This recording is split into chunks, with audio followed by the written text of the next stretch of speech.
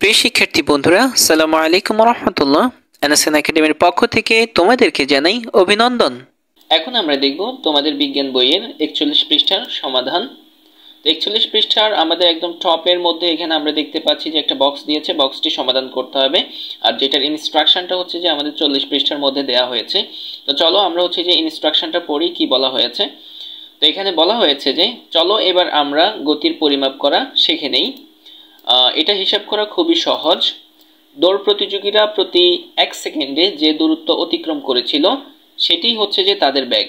আচ্ছা, অর্থাৎ মোট দূরত্বকে সময় দিয়ে ভাগ করলে যা পাওয়া যায় তাই বেগ। এখন যদি তোমাদেরকে কেউ বলে যে বেগ কি, তখন তোমরা বলতে পারবে যে মোট দূরত্বকে সময় দিয়ে ভাগ করলে যা পাওয়া যায় তাই হচ্ছে যে বেগ।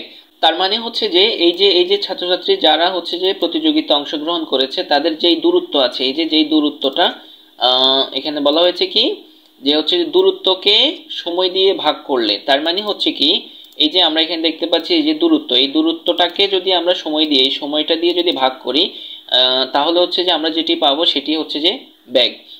আচ্ছা, এরপরে বলা আছে যে চক 3 থেকে তোমার দলের সদস্য যে দৌড়ে অংশ নিয়েছিল তার বেগ কত, তারপরের পৃষ্ঠার ফাঁকা জায়গায় হিসেব করে বলো তো। এই যে ছক 3-এর মধ্যে আমাদের দলের যেসব প্রতিযোগীরা হচ্ছে যে দৌড় প্রতিযোগিতা অংশগ্রহণ করেছে এদের হচ্ছে যে এখানে ডেটাগুলো আমরা এখান থেকে আমাদের দলের সদস্যদের ডেটাগুলো নিয়ে হচ্ছে যে আমরা এদের ব্যাগ বের করব হচ্ছে যে এই জায়গাটায়, এই যে 41 পৃষ্ঠার এই জায়গাটায় আমরা ব্যাগ বের করব। এটাই হচ্ছে যে ইনস্ট্রাকশনের মধ্যে বলা হয়েছে।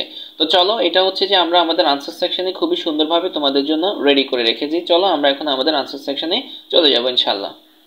এই হচ্ছে আমাদের 41 পৃষ্ঠার সমাধান। তো আমরা প্রথমে এইভাবে সাজিয়েছি যে আমরা দিয়েছি যে যেহেতু ব্যাগের একটা সূত্র আছে, আমরা দিয়েছি যে আমরা জানি ব্যাগ সমান দূরত্ব ভাগ সময়, তার মানে হচ্ছে যে মিটার পার সেকেন্ড।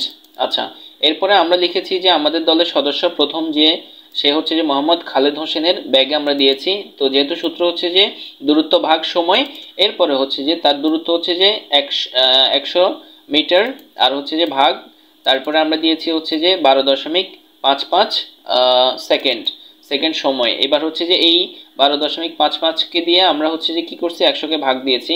তো তোমরা ভাগ দিয়ে দেখবে, ভাগ করার পর আমরা পেয়েছি যে 7.97 মিটার পার সেকেন্ড। তার মানে হচ্ছে যে সে প্রত্যেকটা সেকেন্ডে হচ্ছে যে 7 মিটারের কিছু বেশি দূরত্ব সে অতিক্রম করেছে। আচ্ছা, এরপরে আমরা দেখি যে হচ্ছে যে দ্বিতীয়ত আমাদের দলের সদস্য যে ছিল সে হচ্ছে মোহাম্মদ মুমিনুল ইসলাম। তো মোহাম্মদ মুমিনুল ইসলামের ভাগ হচ্ছে যে দূরত্ব ভাগ সময়, তারপর হচ্ছে যে 100 ভাগ 12.95, আমরা এটা দিয়ে এটাকে ভাগ করছি আর আমরা পেয়েছি হচ্ছে যে 7.72 মিটার পার সেকেন্ড। আচ্ছা, এরপরে হচ্ছে যে আমাদের দলের তারপরে সদস্য হচ্ছে মোহাম্মদ আশরাফুল ইসলাম। তো মোহাম্মদ আশরাফুল ইসলামের ব্যাগ হচ্ছে যে দূরত্ব ভাগ সময় 100 ভাগ 13.64, তারপরে হচ্ছে যে 7.33 মিটার পার সেকেন্ড। আচ্ছা, এরপরে হচ্ছে যে মোহাম্মদ শহীদুল ইসলামের ব্যাগ দূরত্ব ভাগ সময় 100 ভাগ 14.54 আর হচ্ছে যে ওর মিটার পার সেকেন্ড হচ্ছে যে তার ব্যাগটা হচ্ছে 6.88 মিটার। তো তোমরা যারা আমাদের ভিডিওটি নতুন করে দেখছো তারা হয়তো বা এই জিনিসটা নাও বুঝতে পারো যে এই সময়ের এই হিসেবটা এটা হচ্ছে যে আমরা আমাদের ছক 3-এর মধ্যে সমাধান করেছি। সেখানে হচ্ছে যে আমরা ফুল ডেটা দিয়েছি যারা যারা দৌড় প্রতিযোগিতা অংশগ্রহণ করেছে, সেখান থেকে আমাদের দলের যেসব সদস্য ছিল তাদের হচ্ছে ডেটাগুলো আমরা এখানে নিয়ে আসছি আর তাদের হচ্ছে সময়টাই হচ্ছে যে এইটা।